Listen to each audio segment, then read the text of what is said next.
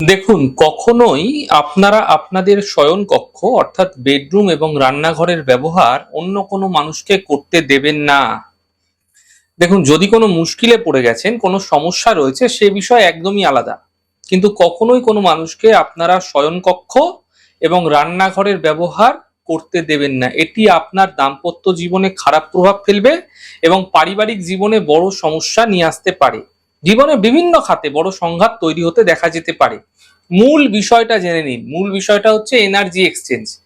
অর্থাৎ আপনার প্রতি কারো মনে খারাপ ভাবনা আছে, খারাপ মনোভাব রয়েছে এবং সে আপনার রান্নাঘরে রান্না করছে, তাকে আপনি রান্না করতে দিয়েছেন আপনার রান্নাঘরে, অথবা আপনার বেডরুমে সে আপনার খাটে এসে শয়ন করছে, বসছে, সেই খাটে সে দীর্ঘ সময় থাকছে, মাঝে মাঝেই আসে, আপনার পাশের বাড়ির মানুষ, আপনার কাছের মানুষ আপনার সাথে গল্প করতে আসে, তাহলে অবশ্যই জানবেন তার মধ্যে থাকা খারাপ প্রভাব আপনার ওপর অবশ্যই কোনো না কোনো ভাবে পড়তে দেখতে পাবেন। যার ফলে দেখা গেল সেই মানুষটি আপনার গৃহ থেকে যখনই চলে যাচ্ছে, চলে যাওয়ার পর আপনাদের নিজেদের মধ্যে, আপনার স্বামীর সাথে হতে পারে, আপনার পরিবারের মানুষদের সঙ্গে হতে পারে, ঝঞ্ঝাট হয়ে যাচ্ছে। এমন বিষয়গুলোকে খুব হালকাভাবে আপনারা নেবেন না। দেখুন, আপনি যখন কোনো মন্দিরে যাচ্ছেন, তখন আপনার মধ্যে ভীষণ পজিটিভ ভাবনা থাকে, আপনার মধ্যে সমর্পণের ভাবনা থাকে, তাই না? তো সেরকমই আমরা ভাবনা দ্বারা পরিচালিত হয়ে থাকি এবং আমাদের ভাবনা আমাদের জীবনের উপর বিশেষ প্রভাব ফেলে থাকে।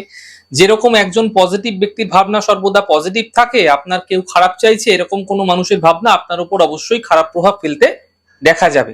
তখনই যখন আপনার গৃহের কোনো পার্সোনাল জায়গায় আপনি তাকে প্রবেশ করতে দিচ্ছেন, আপনার বেডরুম বিশেষ করে পার্সোনাল, আপনার রান্নাঘর আপনার গৃহের মধ্যে সব থেকে বেশি পার্সোনাল জায়গা, তো এই জায়গাগুলো তাকে প্রবেশ করতে দেওয়া যাবে না।